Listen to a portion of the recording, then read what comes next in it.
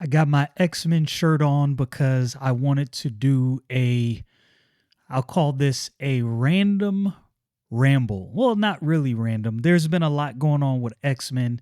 Now, this is not necessarily going to be a complaint video. You know, that's not my thing. It's going to be more of a what I would like to see from X-Men video. X-Men is my favorite comic book team. When I started reading comic books, X-Men was the team that I gravitated toward. Some people gravitate toward Teen Titans, some people gravitate toward the Avengers, some toward the Justice League and other teams. I could go on Fantastic Four. And some of these teams I love. I love the Fantastic Four. I love Cyberforce from Image Comics, Wildcats, but X-Men for me was the team of teams.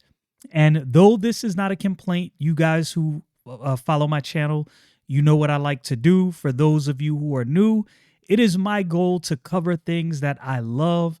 There's enough channels out there that cover problems and issues in the comic book industry, and there is.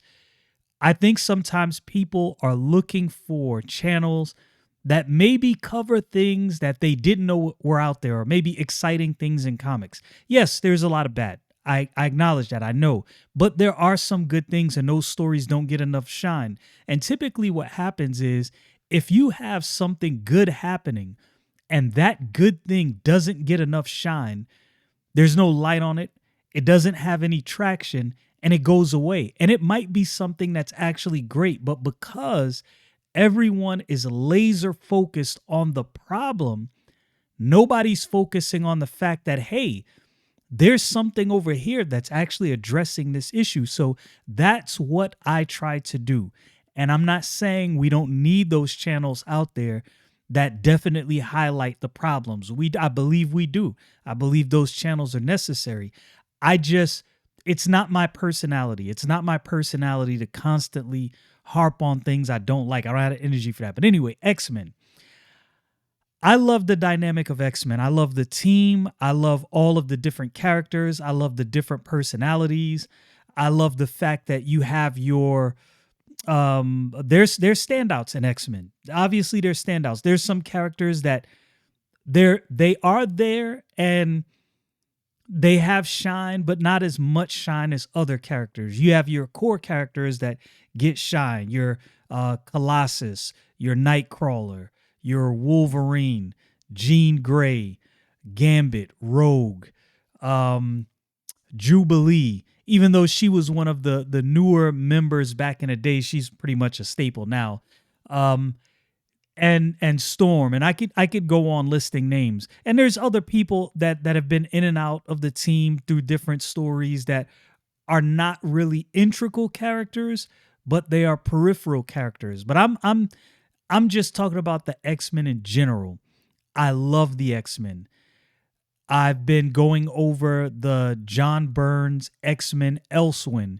If you've not been following my channel, I don't know if I created a playlist for the John Byrne's X-Men Elsewhen reviews and coverage that I've done. If not, I will create one maybe tomorrow, maybe sometime later on or early next week.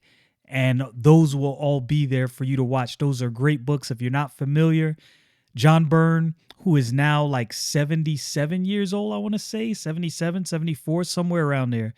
He was going to just recently, like in 2019, beginning of 2020, he was going to draw a series, an X-Men series for Marvel. The deal fell through.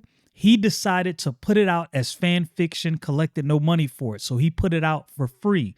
You can check out my series on that. You can just go to my channel, go to the search bar, search for John Byrne. You'll see the videos pop up. I put the links to the website in the description of those videos, the website that you can go to and read all of these comics, 32 issues that he did, all for free. That book really showed me what I've been missing in X-Men. I like a lot of the X-Men, the dark X-Men stories, right? House of X, Powers of X, I think that's what it was called. I always get the names mixed up. Um, Age of Apocalypse, all of those stories.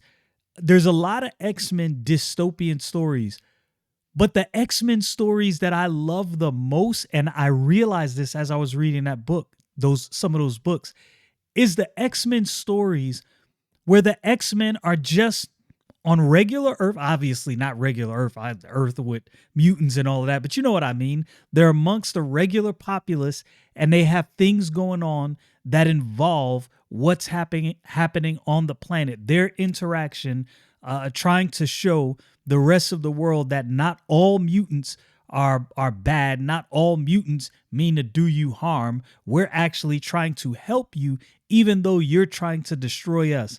Man, that adds such a interesting interaction between them and the rest of the world. And then you have somebody like Magneto, who he's not about that life. He doesn't trust humans.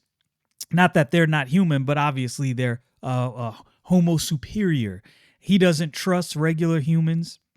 He doesn't trust the intentions, and he's on something else. But then sometimes Magneto has his somewhat good streaks. He's like the villain slash anti-hero sometimes, and I like that. But you see the difference between the way he views the world and the way Professor X views the world, and they're diametrically opposed. And then you have the X-Men interacting with different intergalactic threats, saving the planet. I love this stuff. And this is just my opinion. People get so mad about opinions online.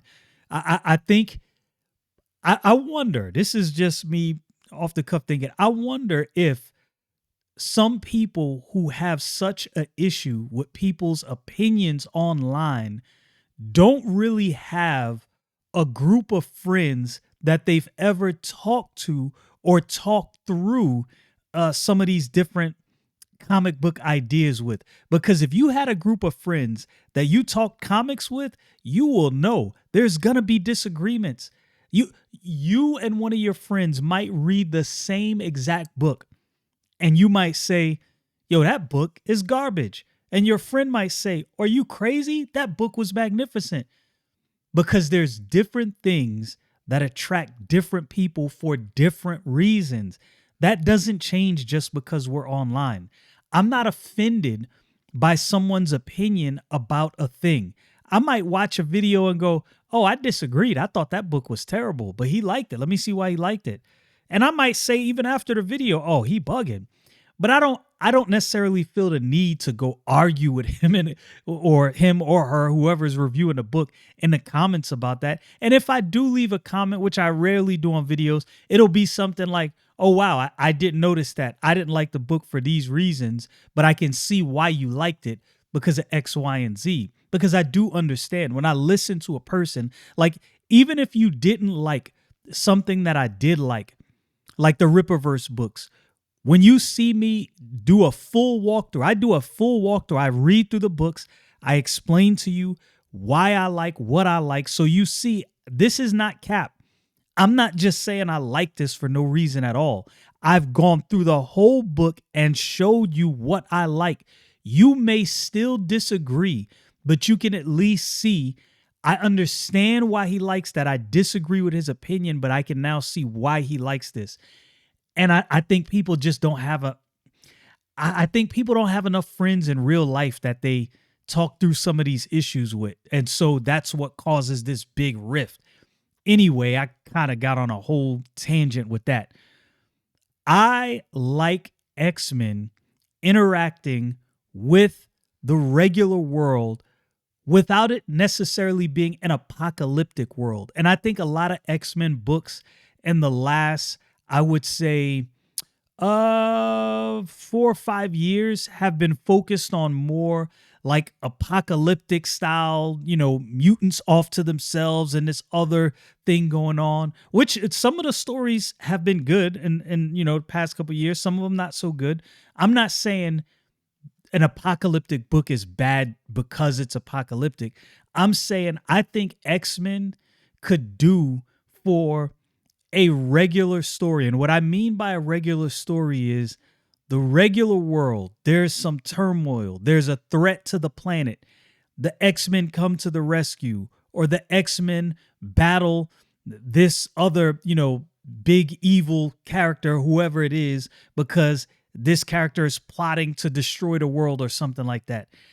I don't think it has to always be, because like the Krakoan era, it wasn't necessarily, it wasn't dystopian per se, but it kind of, at least to me, it kind of felt like the X-Men and mutants in general were segregated from the rest of the world. There were things going on in the rest of the world, but they're just segregated.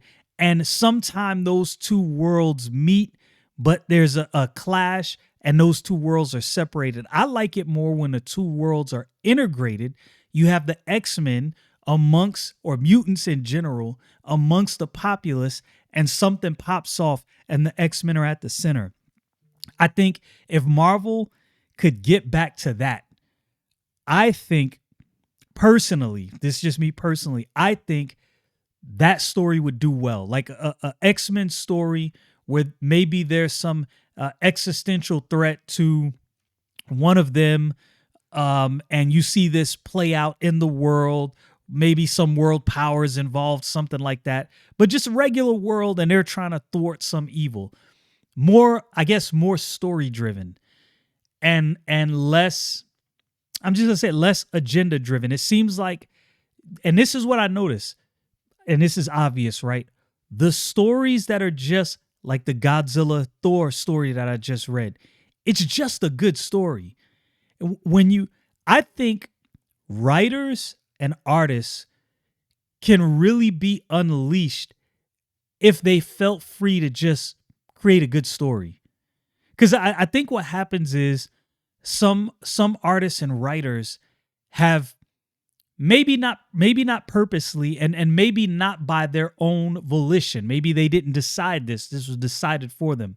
But I feel like they box themselves in a little bit when the art and the story is agenda driven. Now, we all have our agendas.